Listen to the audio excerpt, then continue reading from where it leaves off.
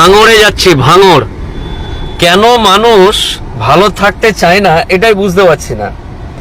রাজনৈতিক হিংসার বলি বা রাজনৈতিক কারণে কারো প্রাণ যাবে, এটা এই যুগেও যদি মানুষ মানে এই সব কারণে কারো প্রাণ যায়, মানে বর্তমান যুগে এটা আফসোসের বা দুঃখের ছাড়া আর কিছু করার নেই।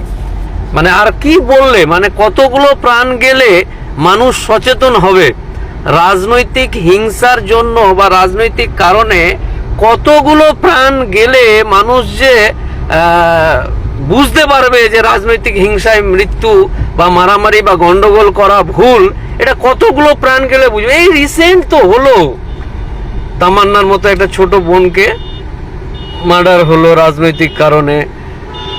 ভাঙড়ে একটা তরতাজা, হ্যাঁ হ্যাঁ ঠিক আছে, ভাঙড়ে এক তরতাজা ইয়াং তরুণ মারা গেছে। এই ভাঙড়েই যাচ্ছি, আমি বলতে যাচ্ছি কতগুলো প্রাণ গেলে বা কতগুলো মানুষ মারা গেলে এই জিনিসগুলো সচেতন হবে বা মানুষ বুঝতে পারবে, এটাই বুঝতে পারছি না।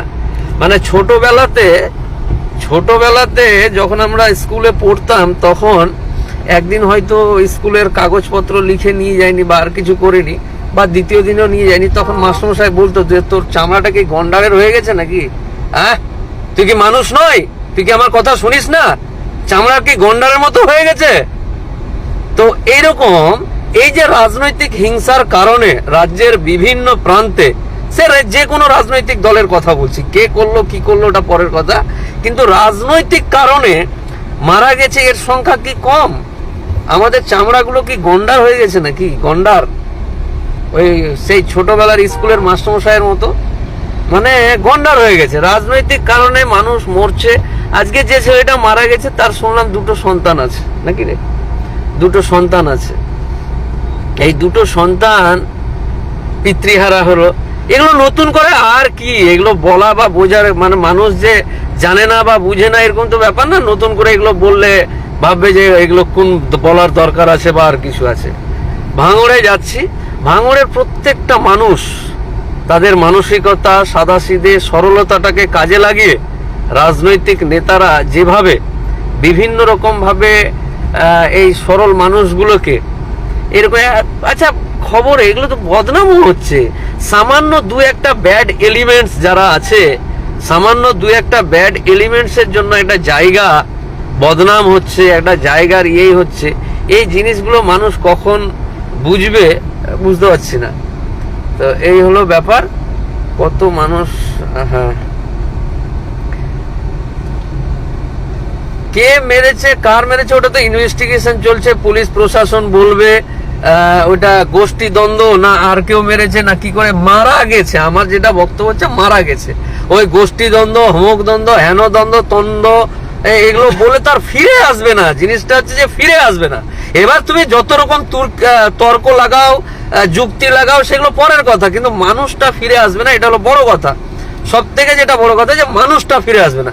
এই মানুষটা যে ফিরে আসবে না, এর ক্ষতিটা তর্ক যুক্তি দিয়ে বিভিন্ন রকম সমস্যার সমাধান বা আর কিছু আমরা করতে চাইলেও সেটা আলাদা জিনিস। আমি এর ঘাড়ে দোষ চাপালাম, ওর ঘাড়ে দোষ চাপালো, আইনের মতো চললো, আইনে আবার অন্য কেউ অ্যারেস্ট হলো, অন্য অ্যারেস্ট হয়ে বিচার ব্যবস্থাতে সাজা পেলো, শাস্তি পেলো, এগুলো তো আলাদা জিনিস। আইন আছে, আইনের মতো চলবে, কোনো অন্যায়কারী ছাড় পাবে না, যে কোনো কৌশলে যে কোনো প্রকারে তারা শাস্তি পাবেই।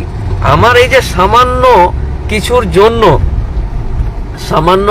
জন্য যে কেউ মেরেছে, তো যারা মেরেছে তারা নিশ্চয়ই কোনো বড় লোক বা ধনী সম্প্রদায়ের নয়, ওই গরিব ন্যাংটা ফকিরি মেরেছে সামান্য কিছু লোভের জন্য। তো ওই লোভ করতে গিয়ে মানুষ মারা যাচ্ছে, এটা বলতে চাইছি যে মানুষটা মারা যাচ্ছে। মারা যাওয়ার পর আর ফিরে আসে না ভাই। করবে রাজনীতি করছে, রাজনীতি করে বাপ দাদু একেবারে ইয়ে হয়ে গেছে, মানে রাজনীতিটাকে কি মনে করে নিয়েছে। মাথার ঘাম পায়ে ফেলে সারাদিন ইনকাম না করলে বাড়িতে রান্না হবে না, তারাই রাজনীতি নিয়ে মাতামাতি করছে। আমরা যারা আমাদের যাদের টাকা আছে ইয়ে আছে, আমরা রাজনীতি নিয়ে মারামারি বা আর কিছু করছি না। যারা ন্যাংটা ফকির, যাদের ইনকাম নেই, খরচ নেই বেশি, তারা রাজনীতি নিয়ে মাতামাতি করছে, তুই কেন বললি, এই কেন বললি। এগুলো আর কতবার কতভাবে মানুষকে বোঝানো হবে, আর মানুষ কত কি করলে বুঝবে, না দিলে এগুলো বন্ধ হচ্ছে না। তাই সরকারেরও উচিত এই সমস্ত অপরাধীদের দৃষ্টান্তমূলক শাস্তি দেওয়া। ভালো থাকুন, দেখছি ভাঙড়ে যাচ্ছি, দেখা যাক কত ধানে কত চাল আছে।